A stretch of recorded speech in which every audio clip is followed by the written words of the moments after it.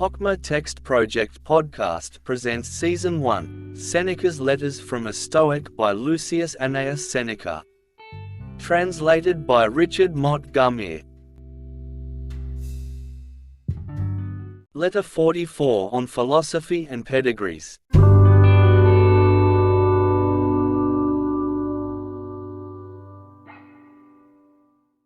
You are again insisting to me that you are a nobody, and saying that nature in the first place, and fortune in the second, have treated you too scurvily, and this in spite of the fact that you have it in your power to separate yourself from the crowd and rise to the highest human happiness.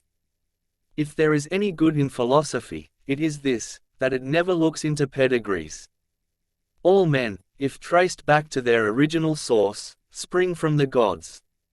You are a Roman knight, and your persistent work promoted you to this class. Yet surely there are many to whom the 14 rows are barred. The Senate chamber is not open to all. The army, too, is scrupulous in choosing those whom it admits to toil and danger. But a noble mind is free to all men. According to this test, we may all gain distinction. Philosophy neither rejects nor selects anyone. Its light shines for all. Socrates was no aristocrat. Cleanthes worked at a well and served as a hired man watering a garden. Philosophy did not find Plato already a nobleman, it made him one. Why then should you despair of becoming able to rank with men like these? They are all your ancestors, if you conduct yourself in a manner worthy of them, and you will do so if you convince yourself at the outset that no man outdoes you in real nobility. We have all had the same number of forefathers. There is no man whose first beginning does not transcend memory. Plato says, every king springs from a race of slaves, and every slave has had kings among his ancestors. The flight of time, with its vicissitudes, has jumbled all such things together, and fortune has turned them upside down. Then who is well born? He who is by nature well fitted for virtue. That is the one point to be considered. Otherwise, if you hark back to antiquity, every one traces back to a date before which there is nothing. From the earliest beginnings of the universe to the present time, we have been led forward out of origins that were alternately illustrious and ignoble. A hall full of smoke-begrimed busts does not make the nobleman. No past life has been lived to lend us glory, and that which has existed before us is not ours. The soul alone renders us noble, and it may rise superior to fortune out of any earlier condition, no matter what that condition has been.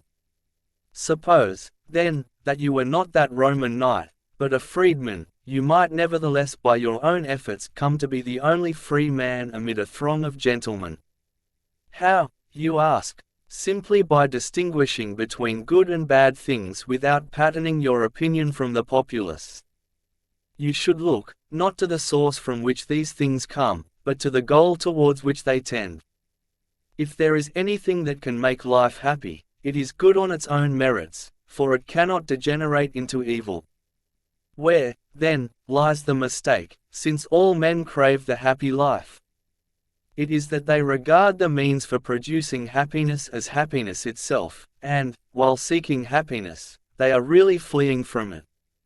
For although the sum and substance of the happy life is unalloyed freedom from care, and though the secret of such freedom is unshaken confidence, yet men gather together that which causes worry, and, while traveling life's treacherous road, not only have burdens to bear, but even draw burdens to themselves.